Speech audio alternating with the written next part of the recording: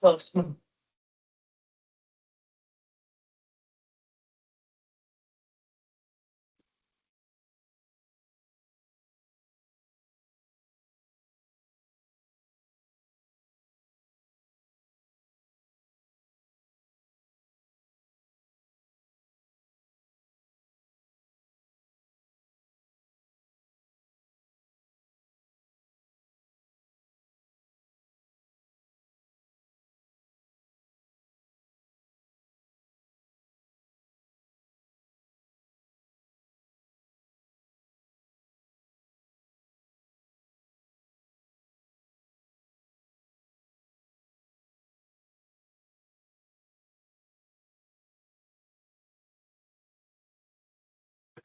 Good morning, everyone. Welcome to the Balanced Estate Continuum of Care first meeting of 2025. I'm filling in for Melissa Hatfield this morning as she could not be here. I'm Christy Schott. For those of you who don't know me, I am the Continuum of Care Program Administrator for the Bureau. We are recording this meeting and we will send out the link to the YouTube channel once we get it uploaded. And again, if all of you can put your name and agency in the chat, as we do take attendance at each one of these meetings. This morning, we are going to go through, we have a presentation by the Institute for Community Alliances on the 2024 point in time data. And then we'll be reviewing the 2025 point in time planning process because it's happening really, really soon. I'm going to turn it over to the Institute. And I will stop sharing my screen, Megan. Awesome. Can you hear me? Yes. Okay, great. All right. Let's see if this will work. All right. Can you all see that? Yeah. All right. Hi, everyone. My name is Megan Morrow Raftery. I'm with the Institute for Community Alliances. I'm the HMIS manager for New Hampshire and Vermont. Also on the call with us is Robin and Shirtina. You guys all know them. And we'll hop into the 2024 point in time, if it lets me. Okay. So what I did is I went from big picture of the entire state, then we're going to look at the COCs broken out, and then we're going to look at just the balance of state. Sorry if these are small. I didn't want to have a bazillion slides for you to have to look at. I tried to make the numbers as big as possible. If you have any questions, let me know. But in the state of New Hampshire, there were a total number of individuals that were literally homeless. So that's an emergency shelter, transitional housing, safe haven as defined by HUD, and those that were unsheltered. There were 2,245 individuals, and they were in 1,660 households. So I broke out the individuals. Sorry. Is there a question? I just want to make sure I'm answering. Nope. Okay. I broke them out in individuals and households by each project type. So you can see majority of households were in emergency shelters and individuals. Then the next number would be your unsheltered count, transitional housing, and safe haven. There is only one HUD-defined safe haven in the state of New Hampshire right now, and that is in Nashua. So that number is very, very small. That's why, compared to everything else, I believe there's only 4 or 5 beds in that project anyway. That is a harbor care program. And then we have subpopulations. I tried to get all of the populations that are looked at. We have our veterans, unaccompanied youth. So unaccompanied youth are individuals that are in households that are only made up of those that are 24 years old and younger. So meaning that anyone in the household, there has to be someone, no one in the household can be 25 or older. They have to be 24 or younger. So if there was someone who was 26 with a 22-year-old, that would not be considered unaccompanied youth. Parenting youth. So these numbers also are all only looking at adults, so 18 years and older. And the parenting youth is looking at just the youth that is doing the parenting. So usually what that is someone who is under the age of 24 or 25, so 24 and younger, and then they have a child in their home that is 17 years and younger, and they would be considered a parenting youth. Then we have our chronic numbers for the entire state. We have our domestic violence numbers. We have our mental health.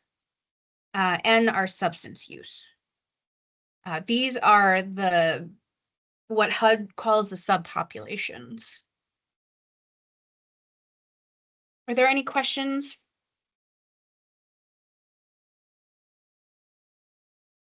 I see that's a hand popped up. I think it's Will.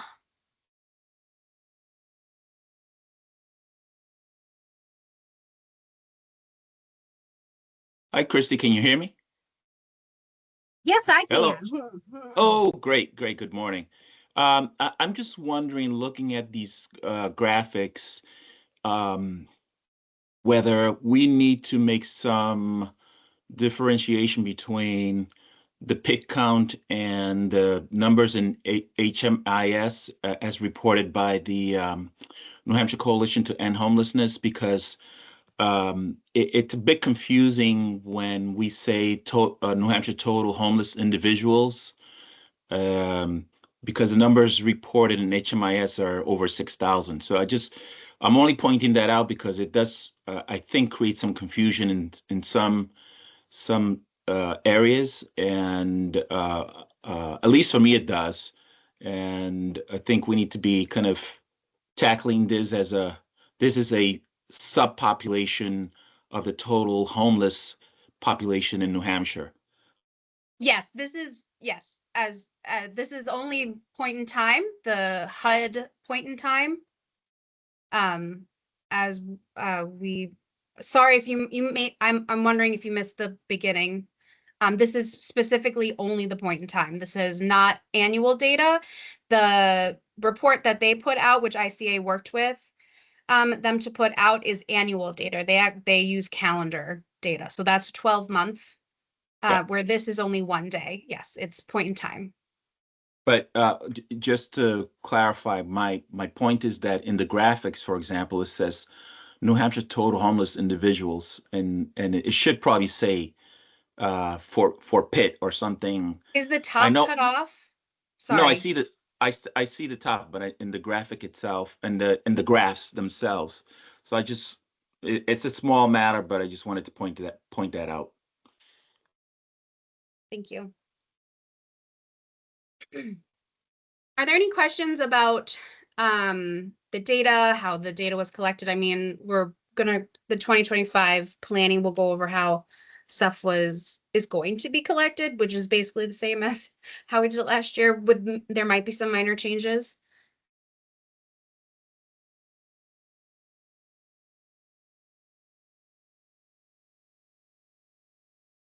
Megan, I'm not seeing any questions. Okay, thank you, Christy. You're welcome. I also wanted to make sure that we gave a 5-year comparison, because sometimes it's hard to just look at the data for one point in time. And giving a comparison for at least the total number of homeless for that night is helpful. So we did have a jump last year in 2023, which is 2 years ago now.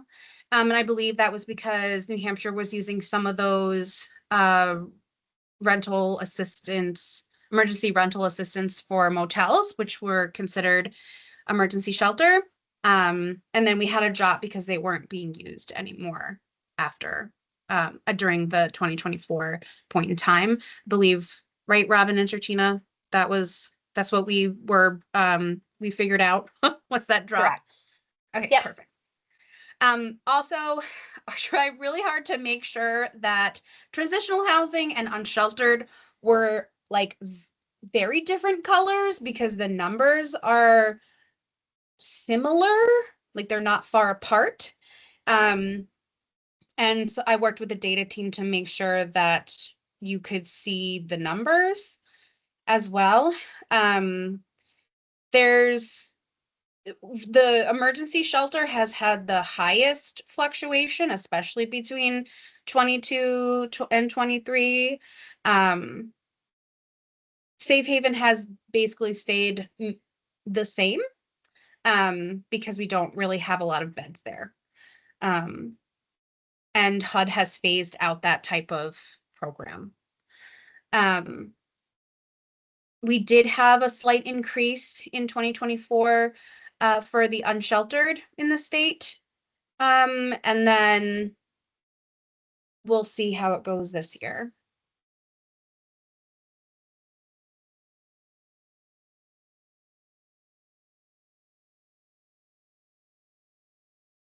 I'm just pausing. I want to make sure that if you have questions, you have a little time to soak this in.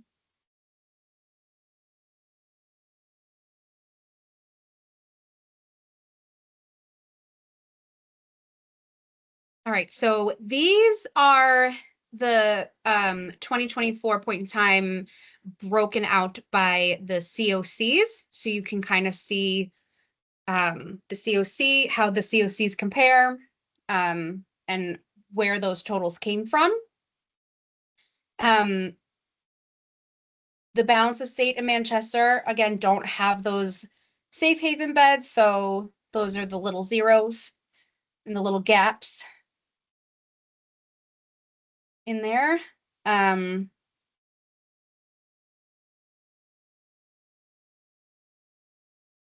Nashua, it looks like, had all adult only unsheltered folks. And it looks like there were, just looking at these numbers, I'm going to say a majority of these were adult only households for unsheltered, because of just looking at those numbers, which usually is the case with unsheltered, with those experiencing unsheltered homelessness.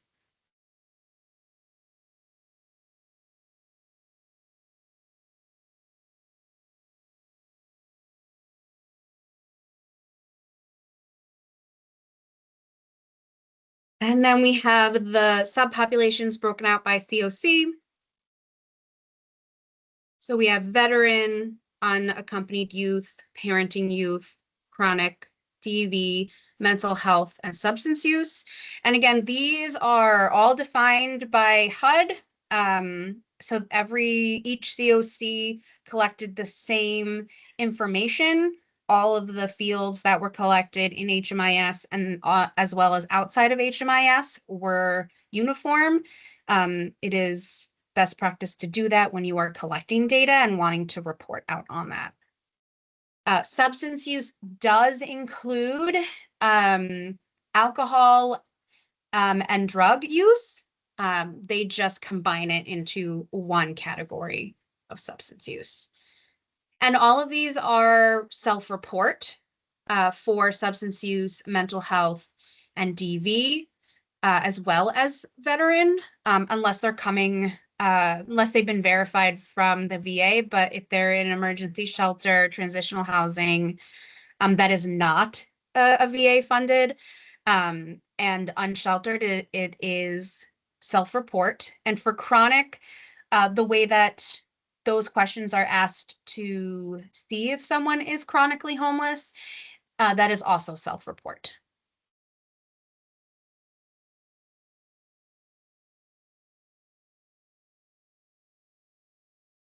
And then I wanted to make sure that since this was the balance of states call, I wanted to make sure you got just some graphs for your particular COC.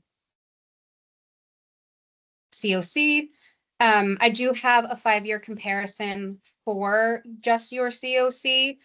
And oh, the graph didn't flip. I apologize for it was supposed to flip. It's kind of going present to past. I will fix that before having the PDF sent out.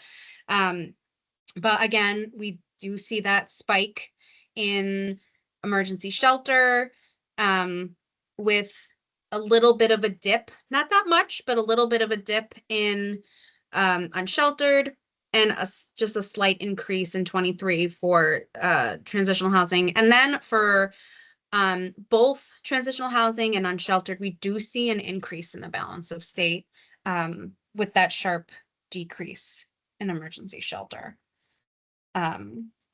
Which again is due to not having the emergency rental assistance funds that were being used for motels.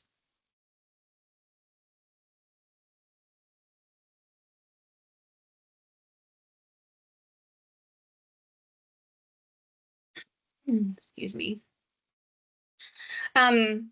Places where you can find data. BHS has their data hub. You can find a point in time, I know they have point in time maps that go back, want to say till 2019, maybe 2018. They have maps up there. And then there's also the ICA knowledge base and the New Hampshire website for ICA, where you can see some more data reports. And if you have any questions, HMIS questions or any data questions, you can reach out to the help desk. And Shartina and Robin are really great at answering your questions, or we're trying to find out who should answer your questions if we are not able to answer it.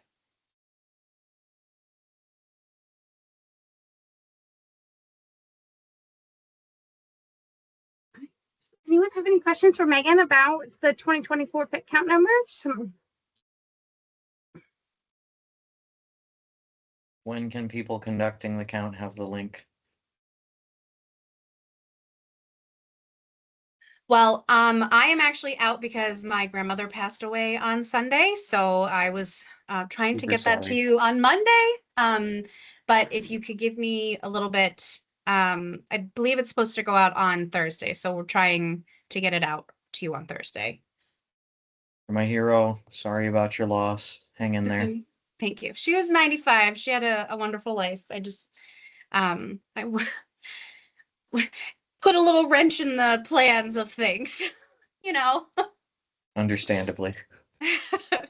But yeah, there's already, Robin put a request in, and we're working with the reporting team to get those out so you are able to get resources out. And that's probably something that Robin and Shartina and Mandy and Travis will be talking about as well. Anyone else have any other questions for Megan and her wonderful ICA team?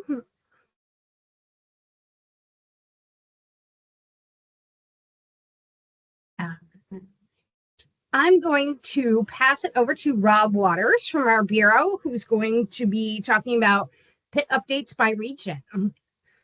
Take it away, Mr. Waters. Thanks, Christy. I will do my best. Travis, if you're all right, my friend, I will lean on you a bit. I'm still recovering from whatever the heck my wife had at the end of last week. As far as regions go, the beautiful thing is that everybody has a plan that's tailored specifically for their counties that works best for them. So, what works in Stratford County doesn't necessarily work great for Coas County, which certainly doesn't work for like Cheshire County. So, we have a lot of a lot of outreach and a lot of team building and community building going on in all areas. But I guess a summary of the things instead of going into detail for every community and every county is one of the big things we talked about this year was getting the youth workers involved and getting the youth voice there, so that the youth are more comfortable, the youth experiencing homelessness are more comfortable with being counted for the pit because there's more familiarity with the folks that they're working with. Lauren, did you have a question? No. So, okay, thank you. And we've also been working with the veterans population for quite a bit as well. But I also think that we should look to some of the leads. So I know I've got to look through the roster to see who's here, but I know I saw Jim Doherty on here. So Jim, would you mind kicking us off and telling us, since you're covering two counties, where Cheshire and Sullivan County are standing as far as your plan goes?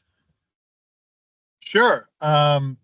So in Cheshire County, Serenity Center is going to do a lot of the heavy lifting for us. They're going to cover the community kitchen and have people counting people that come in, but also the 100 Nights has a warming shelter. I don't know, do we call it a shelter? People can't really sleep there overnight, but they can come in and get warm overnight.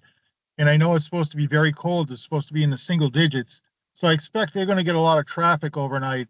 And we're hoping to get them to do some counting in their space. I haven't really finalized things with them, and I'll get over there this week. Then as far as Sullivan County goes, there is the Warm Welcome Shelter here in Claremont that was put together by a couple of local churches, and we're helping them out with that operation. And I feel like we're going to get more people counted that way.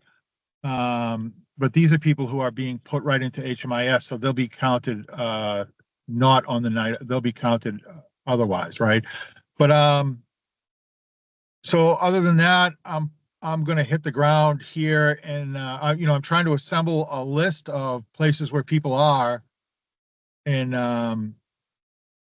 be able to hit those sites the night of the pit count and the next day, and see who I can count in person. And the same thing down in Cheshire County. So that's TLC here in Claremont they're going to have a Hep C screening that day with gift cards in the hopes of bringing people in on that day and counting while that's going on. So that's probably going to be a big help. So other than that, at the Claremont Soup Kitchen, we're going to be there first thing in the morning to talk to people there about that and try and get the word out that day. It seems like it's difficult for people to remember what day these things are happening. So if we're there first thing in the morning, maybe we can, sort of refresh the word on the street about this thing going on, and the possibility of getting a gift card at TLC. And so that's where we're at. Awesome. Thanks, Jim. On my screen, I'll just move south of you to Mr. Freeman Toth. Freeman, what's happening in your area, good sir, or areas? Because I know you'd be speaking probably on behalf of Ashina if Ashina's not here. You might be the only person that pronounces my name right, so thank you, Rob. O makes an O sound. Anyways, yeah, so the pit count plan for us, similar to previous years, every year we try to come up with a new bright idea. What we've been doing the last couple of years is, I think all of us are pretty good at working with our partner agencies, and we're all pretty good at the on the ground physical count piece, we know where people are going to pop up and we know where to look for our humans.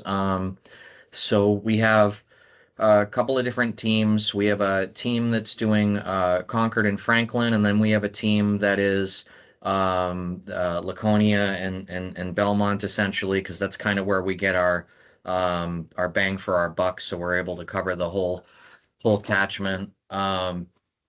Our teams are going to be the Concord area are going to be meeting in the morning at the Friendly Kitchen and then kind of dispersing out from there. Laconia, same thing, but starting at the Isaiah 61 Cafe. We have the reason I'm pushy about the link is because we have a QR code that we put on a flyer. And when we distribute that flyer, it makes it a lot easier for volunteers just to like scan the QR code on the flyer so that they can start their counts, and they don't have to necessarily refer to an email where the link was. We distribute flyers or pamphlets that show people how to save the pit count link on the home screen of their smartphone, just again making it easier so that there's not a bunch of sheets of paper flying around the world. And we heavily leverage the reporting data from HMIS. In the past, we've just literally gone through our roster reports and started phone banking and looking through our notes. But we're going to, due to some good advice that Megan's team gave us, we're going to use the current living situation status update report to kind of narrow our focus on who we phone bank to. That's kind of, the day of the count. We're very much out in the field and working with our partners to collect the data and making sure they all have that QR code so that they can report. And then within the reporting window and the day after, we spend a lot of time phone banking to anybody that we couldn't reach through the reporting mechanism. We bring lots of gear. Our team does not count before or after dark, but it hasn't hurt us yet. So anyways, did I miss anything, Rob? Any questions? No. All right. I'll be quiet. No, you did great as always, man. I appreciate it. It's and to your point, yeah, I mean, every year it's like trying to find that next big idea, that next step that's gonna take it a little bit deeper, make it a little bit more accurate. That's always what we're striving for. So I appreciate it. QR code thing is really cool too. I love that you guys have that idea and are using it. So thank you. Yeah. I lied. One more thing. We created an email distribution group for welfare officers and sent out an email to every welfare officer this year telling them they don't have to do any work. Just get me a list of the people you're paying for in hotels so that I can count them for you. And honestly, I want them in coordinated entry because there's quite a few people that are living in hotels that aren't in coordinated entry, and that seems wrong. You're always going to get a yes when you're saying it really doesn't cost you any time or effort, right? That's the salesman in you, Freeman. I know it. All right. I'm going to move on. Lauren, can I pick on you for your county, please? Sure. Thank you. Again, very similar to Freeman. We are also working with our partners and partner agencies. I just sent out an email about a week ago reminding people about the pick count. So I emailed our school liaisons, our PD departments, our social work department, within the social work department, our hospitals. So really also getting people to hop on the training, which is today for the unsheltered, so to make sure people are educated. I also reach out to our food pantries. So really trying to do a big push into Stratford County to ensure that everyone gets counted. And then I think we're also leaning on, I assume, since it's been so cold, the Willen Pond will be open. So working with East Coast leadership, including those folks that are being housed or sheltered that day, or not being sheltered that day, or being turned around or turned, because they're out of beds, being outside. We are also boots on the ground. Our homeless outreach team will be out and about as well on Wednesdays. I started like a collaboration fair every Wednesday from 3 to 5. We have Red's food truck here, so providing free meals to anybody, so enticing people to come and asking individuals where they're staying that evening. Also doing follow-ups the next few days of where they stay that Wednesday night. So really just trying to work as many agencies and partners with us, leaning on Stratford Cap, myself, to help anybody through the process. And then I'm going to connect Freeman. I like the QR code, so I'm going to reach out to you later today. But really just we're not as well, we're not counting before or after dark, just to be safe. And I think we've learned in the past that in the middle of the night and after is not really successful and probably the safest. So but yeah, really just pushing out, working collaboratively across the board of Stratford County. And not that I want our numbers to be higher, but to get those numbers to be as close as we can for that night, that day. Thank you, Lauren. Appreciate it. Yeah. It's very, very good. I'm going to slide up to Angie. Angie, are you able to speak on your preparations? Sure. Just like what Freeman and Lauren just said, the same thing, that we're, working with all the different surrounding agencies, town welfares, liaisons within the communities that we do cover. 58 is also one of our collaborations, along with several different churches. Going to get in touch with Sunshine Soup Kitchen here in town, and talk with Christine about that and see if they'll be willing to do it on their end, as they're very lipped about who comes through their soup kitchen, and have been for many, many years. So it's a relationship that I'm trying to broaden the horizon, if you will, with them, as it is an important account for all of us in New Hampshire. Accurate and possible. I also touch base with the ACLM as an agency with who we have within our EMR of who's claiming that they're homeless, and seeing if we are them through Derek and my team. And then we go out the day after. We're very small, so we go out the day after to do the count in daylight hours, to get those numbers. And we also frequent several of the park and rides within our catchment. That seems to be a big area with exit 1 to 2 here. And even in Londonderry, there the bus station, we do have people who that we do work with that tend to put their vehicle in there for the night hours. So we're still sticking to our guns.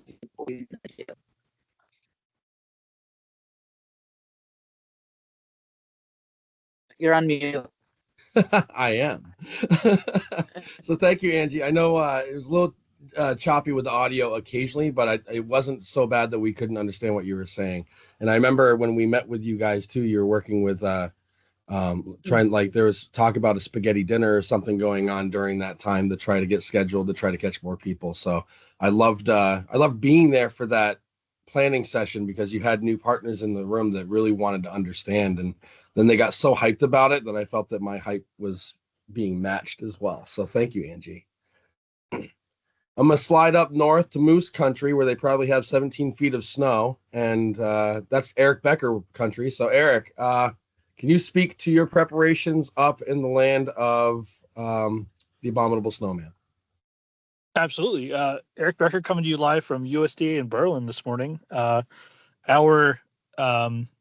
We would take a multi-tiered approach up here, county by county, combining quote unquote outreach with what we like to call in-reach, as well as some phone banking. Freeman, thank you for giving a term for that, because I didn't know what that was, but I know what the activity is. As far as outreach, we work really hard to empower all of our partners, from probation and parole, forest and lands, welfare officers, doctors' offices, and anybody that we can think of to reach out to the folks that they're already in touch with, because they are already points of contact. And with that, we have some agencies across the regions that are serving as pit stops to create some in-reach where folks can come in and get counted and be warm, and access some other resources as well as getting counted. And like I said, we go through all of our lists and notes, and reach back out to folks going back at least 3 months, as well as what we have from our various reports. And then I provide logistical support to all of those folks throughout the day. But some of them are also going into Friday and Monday because they have more capacity to do that, and they understand that they still have to ask about the same point in time. But it's neat to create a map and a calendar of activity. And then there's also some locations that we'll visit with some partners as well, because we know we'll find folks.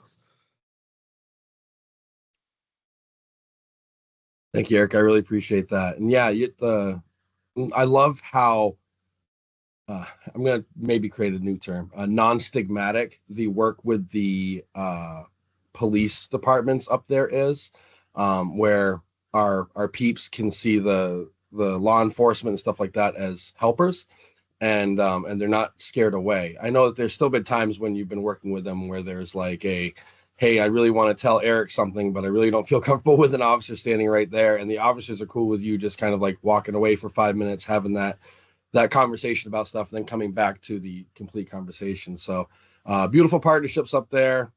I appreciate it. Thank you so much.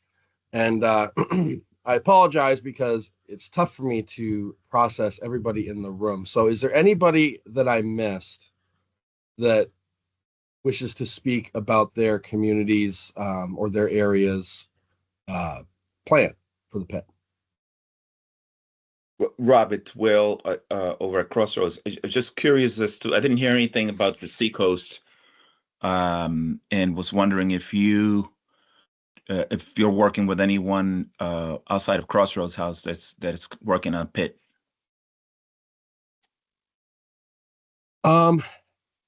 Honestly, I don't recall. Travis, is there anybody that rings a bell for you? I know we've got the cold weather program out at Crossroads House, but I am just struggling for my brain to like function properly. Is there anybody on? Go ahead. I think it's a great opportunity for anybody out there on the call right now that who covers the Seacoast that is willing to jump in on a planning effort for the Seacoast region. Yeah, that's why I'm asking the question, because I'm only aware of Crossroads, with our warming center and our day-to-day population, but I'm not aware of anybody that goes out and does a count of the folks in the woods and elsewhere, and that's on the streets of Portsmouth and so on and so forth. So there may be a gap there. I maybe not, but I'm just bringing that up because we need to figure it out if there isn't a plan in place.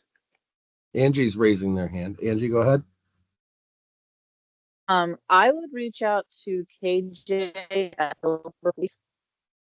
She's a social worker there. Adam Skillen, my PRA 811 guru specialist here.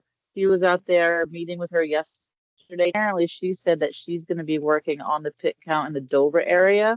So I would strongly recommend reaching out to her because she plans on doing that in the Dover area as well, is my understanding.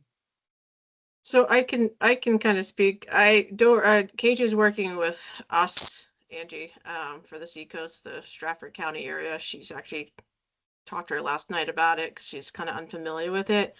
Well, I sent an email to your team, I think Sandy or Michelle Smith. I think it was Michelle, regarding some collaboration between us. So I sent that out early last Monday or Tuesday. I'm happy. We don't do outreach in Portsmouth, but I'm happy to collaborate. But we did send an email to your team last week. Yeah, I think the gap exists not in Stratford, but in Rockingham, Seacoast. Correct. Yeah, right. But so KJ is part of Dover, so she's part of the Stratford count. Right. Thanks, Lauren. Thanks, Angie. Go ahead, Ellie. You have your hand up. Hi, all. I work for Waypoint, and our Rochester team is planning a night of count. No one from that group is here right now, and I don't have all the details, but I do know that they do have a plan in place. Josh Burney is the contact, and I can put his email in the chat if anyone wants to connect directly with him about what their plans are. That'd be amazing. Thank you, Ellie. Rob and Travis, I may one of us from Crossroads House may come back to you just to follow up in this conversation to see if we can get something in place because I think we're missing there's a bit of a gap on Rockingham Seacoast. Sure. And I would also say too, like, yeah, definitely reach out to the team that is between Lauren and Angie as well. Since there already is some plans to cover that Seacoast area, maybe we still have some time, it's never too late until the pit's over. So there's still time to jump in and get your hands in the mix and see how you can help contribute to that and how you can support them as well. And still nail down some finer details around that. Go ahead, Rachel. Oh, hi, everybody. I can do an update around the DV count. So the coalition, just so everybody knows, I'm Rachel with the New Hampshire Coalition Against Domestic and Sexual Violence. So we oversee the 12 domestic violence shelters in the state, along with our rapid rehousing programs. And we also have other types of privately funded transitional housing or other streams of transitional housing programs through the Office for Violence Against Women Act. So I worked with Robin Malkoff to collect our standard numbers across the map. And then we have all of our shelter directors and housing advocates attending the training today and are planning to really file through those numbers in those Google spreadsheets once they come out. But we're working collaboratively with Robin, with ICA to kind of really get those numbers going. And the general advocates are going to track when folks come into and walk into the crisis centers, make sure they're asking those questions, and ensure that even if they're not directly working with the shelter residents, if they're coming across survivors who have overlapping homelessness, that we're counting them. So that's what we're going to do. Awesome. Thank you. It's one of the toughest populations to try to snag for the point in time count too. That and youth, and then folks through the McKinney-Vento program. And that's something I want to add too. For those of you that are still tidying up some details, make sure you reach out to your McKinney-Vento liaisons. I've been to 2 or 3 meetings in the last 5 months to talk about the point in time count and with McKinney-Vento liaisons, and they've been pretty receptive to that conversation. I would say in my 9 or 10 years doing this work, probably the most receptive to it because there's a lot more education around it. And also DCYF is ready to jump in and help as well in any way that they can too. I met with them a couple weeks ago and they'll be on our training later, some of them at least, and those who won't be will be watching the recording and they'll be ready to go as well. So if you're a regional access point, reach out to your area DCYF overseer, if you want to call them that. That's the best word I can come up with right now. Go ahead, Freeman. Yeah, do you have a contact for that person? I'd love to reach out to them. Do you know who my human is? I don't know exactly who it is, but what I could probably do is put Robert Rodler's email in the chat, and you can utilize him as your pivot point because he's like the head of all of the DCYF stuff. So he's the one that invited me to the meeting. So if you say this is my county, who's my person, he will direct you. So I'll throw that in there next. Thank you. Freeman, I can also send you I found the homeless liaison per school online last week, so I can send that to you too. Oh yeah, hit me with that. Absolutely. Okay. Names are always changing, so that'd be great. I can reach out to the other schools other than just Concord. Yeah. Concord's pretty proactive, but I don't think I've ever heard from anybody else. It's a tough lift every year. Like I said, I feel like we've done a lot of really good work the last couple of years coming out of the pandemic to really educate about how important the point in time count is, and I think that that's showing. So, is there anybody else that wishes to share questions, anything like that? Rob, this is Cindy from Domestic Violence Coordinated Entry. just Hi, for Cindy. that population. We also, my team reaches out to everyone that we have that's unsheltered to try and keep track of them that day as well. Thank you, Cindy.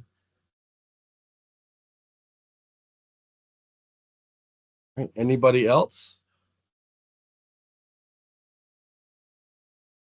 All right, I'm going to turn it back over to the amazing Christy Schott. Thanks, Rob.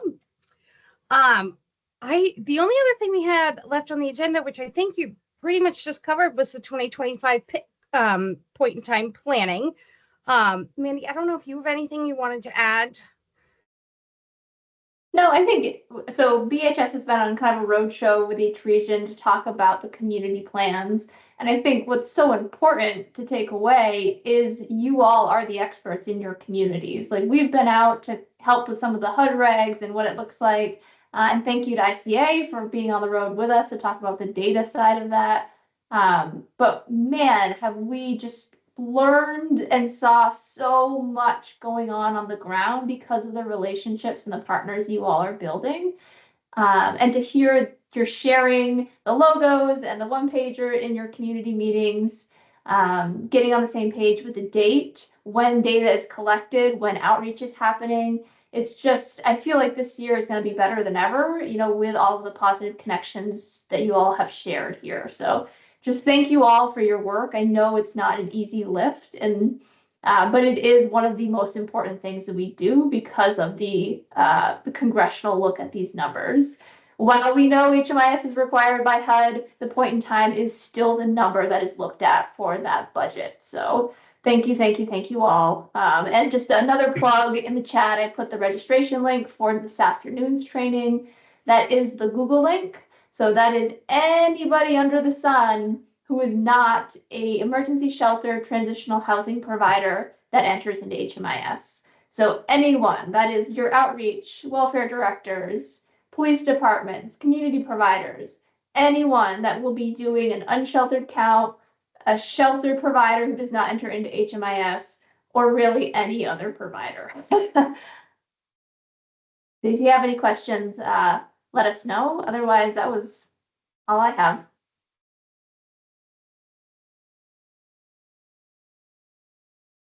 All right.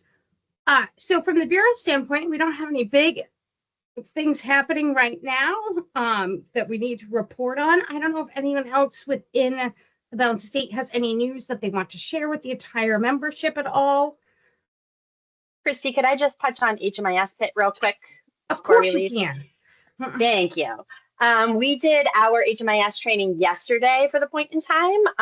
It was recorded. We did not see as many people on there as we were expecting to see. So if you are a person who thinks, oh, I've done this the last 3 years in a row, I know exactly what the report looks like and it's good to go, it's different this year. So the report looks different. How we're doing it is totally different. So we just wanted to put that out there that we did do the training yesterday. It was recorded. I already have it on the knowledge base, so you can access it, and it will be coming out this Thursday in the newsletter as well, the link to that. But it's already posted up on the knowledge base, which I'll put the link in the chat here for you. We have our timeline and all of our PIT documents and guides up on our knowledge base as well. So if you need that, it's there, but we just wanted to make sure that people, if you didn't attend the training yesterday, that you do watch the recording, because it is not the same as how we've done it in previous years. So timelines and things like that are looking pretty similar to how we've done it, but the report itself is not the same. And we're going to be having agencies pull their own report this year, which is also a new fun surprise that we've never done before. So if you have any questions, reach out to us at the help desk, look out for the newsletter this Thursday, and watch that recorded training. That's it. Thank you. Thank you, Robin. Does anyone else have any updates or any news to share at all with the community?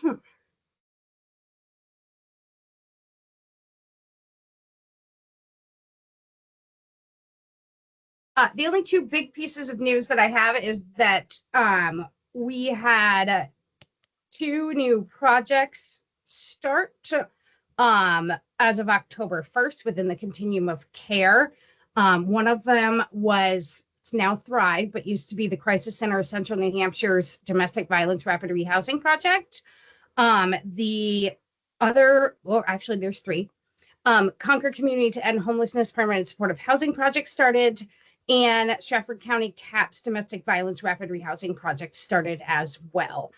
So we're very happy to have some more opportunities for housing within our continuum of care. We have not heard anything back from HUD yet about the FY 2024 awards or the Continuum of Care builds notice of funding opportunity either. So we're anxiously awaiting to see what the awards will be for both of those applications that the Balance of State submitted. If no one has anything else, I will give you back an hour and 10 minutes. We will be posting the recording and sending out the link to the website where you can all view it. And we look forward to seeing you in March. Thank you all for coming.